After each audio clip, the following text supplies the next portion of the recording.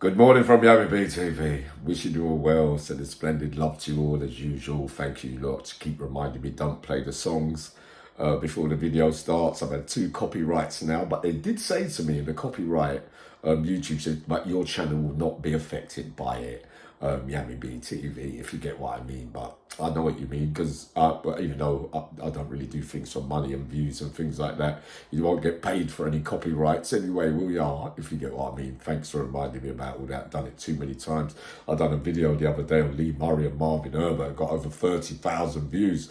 Copyright, no money, no train fare, if you get what I mean. But sorry about a disjointed live last night. It was a terrible, mishappy kind of day, even though I was still very, very happy. I wasn't at my best last night, but many of you like it when it's a bit unpredictable, especially when I've had one Magnum or a tonic and that, because my body's so clean these days. I only need one drink and it feels like I've been at a party, if you get what I mean. But we go to bed and we wake up and we go again. The main thing is we are 3 months clean off drugs. Now, I mentioned last night, before I go into what's coming with the Cat A lot and the men that will be appearing in the boxes live on YouTube, right? I told you about a time now when we process information, right? When we analyze things, our thoughts and feelings about certain aspects of our life that are going on during criminality or everyday life, and when we're maybe overthinking things or we're thinking things, they're doing this to me, it's definitely that. But how do we do it? How do we come to a conclusion? Because we spend a lot of time worrying about things sometimes that really are a waste of time, because a lot of the time it works out that our thinking wasn't quite right, that we overthought it, and it's not worth worrying about anything that hasn't happened yet. But on this thing that I'm explaining now, many people would have been describing me as being overly paranoid about this particular subject. And the subject, of course, involves, and it's fair to say that over a number of years in those institutions, from the Irish and IRA and, you know, the Muslim Brotherhood, and me being attached to all kind of parties in the prison system and playing my part in the jungle, and in the jungle alone, let's have it fair, it's not on the outside, right? There's ways of survival, and there's a lot of men from Ireland, the Muslim countries and Muslim brothers, Christians, all types of people that I got along well with, you know, and was involved with to some capacity. Now, if you followed my story, you would know that when I got released in 2009, when I got outside the gate, there was the Secret Service and them waiting for me, and a lady waiting for me to say, look, you're going into a hostel, you'll be monitored.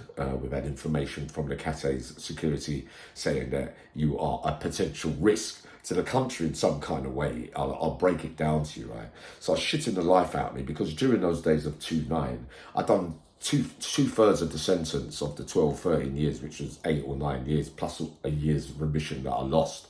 Yeah, so normally you wouldn't have to come out and go into a hostel, but all these rules have changed since the Synox case. If you remember rightly, they changed the procedure, MAPA, and you had high risk levels. I was MAPA 2B or something, yeah, and I was in for robberies and that kind of thing. So when I got to the hostel in Beckenham, they said I was on 3 curfews. Right, so this is after completing your sentence, but they've now, where you used to be when you do most of your 2/3, and essentially you never used to be on any kind of license, or albeit for a year or something like that. But now you're on license to the end of the sentence. So they changed the legislation during my sentence on that sentence, if you get what I mean, right? So they said you've got to sign in at 1 o'clock.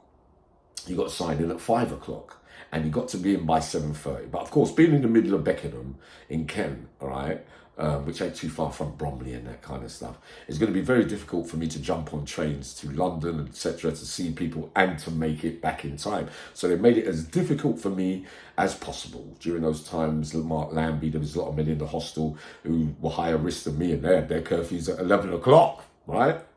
So the threat of what they were saying from the Cat A's basically was that, yeah, he needs monitoring and we want to have a talk with him, and the Home Office want to have an assessment on him and that kind of stuff, right?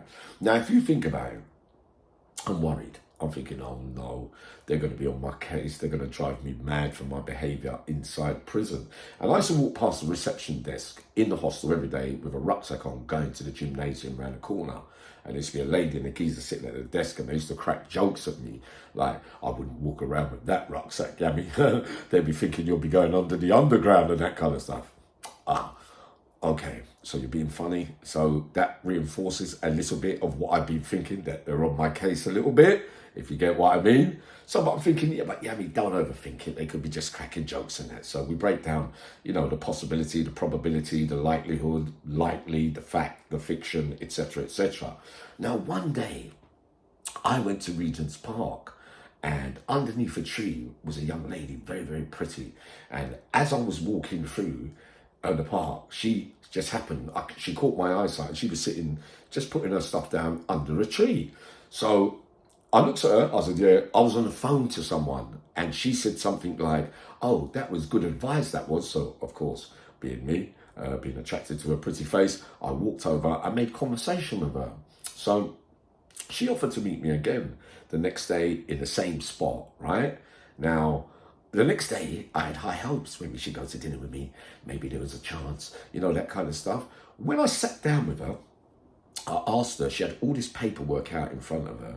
And I said, so what kind of work do you do? She goes, well, I'm just at university, just finishing, and I'll be working in criminology and that kind of. So I said, what kind of stuff? She said, terrorism, right? She said, terrorism. I went, what? She goes, yeah, we want to work. I'm doing stuff on, you know, being converted in prison to Islam and blah, blah, blah, and that kind of stuff. So the alarm bells are ringing once again in my head. I'm thinking, is it possible that I could be bumping into someone that wants to get into a conversation about this kind of stuff? So the alarm bells are ringing, and they did ring, and I made an excuse. And I said, yeah, I'll be talking to you. I'll meet you again soon, right? Right. That was the first line of inquiry.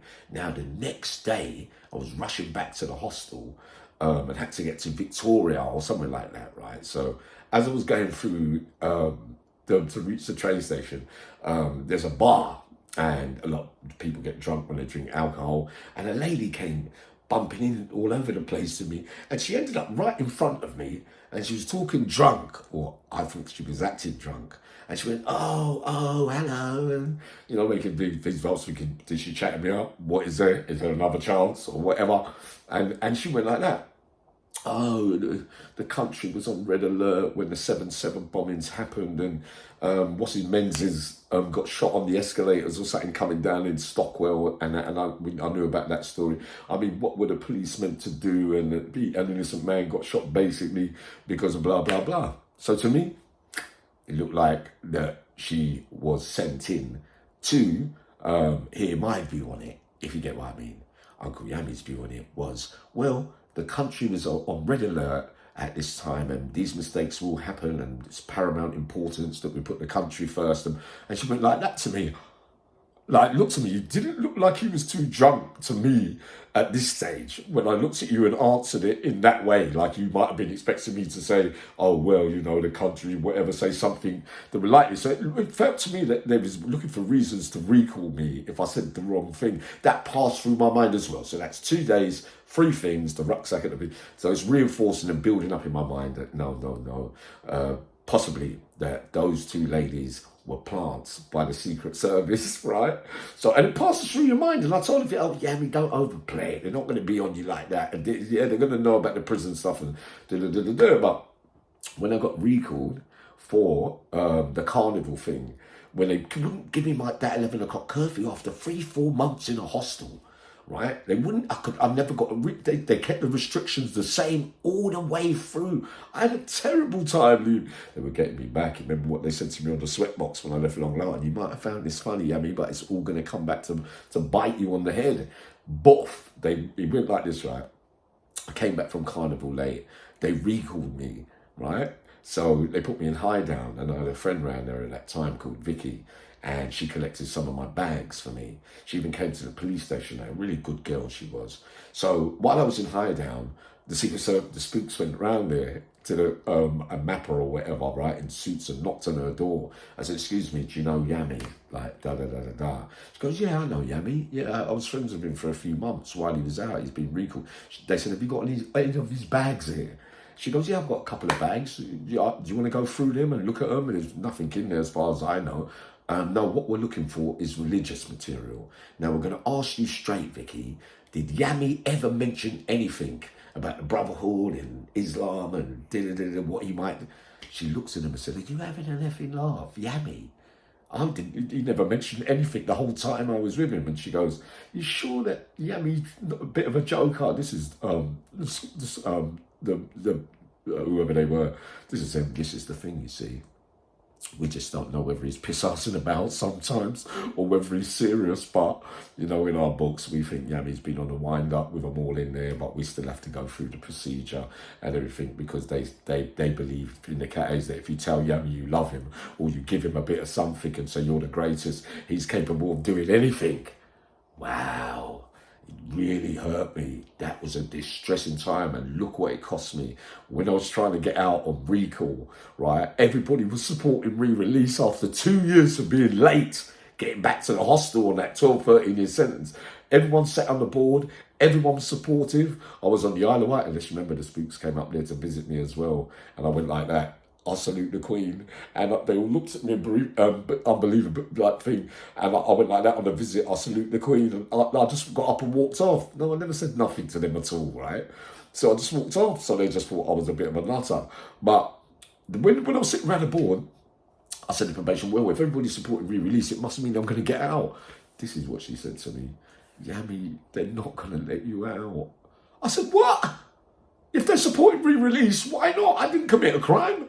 She goes, they can't. They've got to investigate what's been said from the original, before you got recalled for this breaking your curfew thing. And so it was.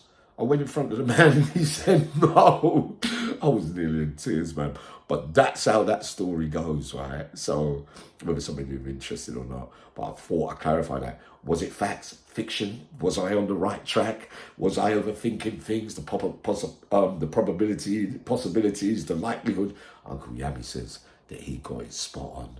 But after all, you know, I'm saying to you, it doesn't mean that the first thought we get in our head. I always believe you have to analyse over a period of time the same things. Certain things happen by coincidence, and then coincidences are too much to go on. And then I will make a final decision in my head and say, no, you are definitely on my case, and you are definitely planting people into me. I'm coming up in a minute with the psychological one. Loads of love.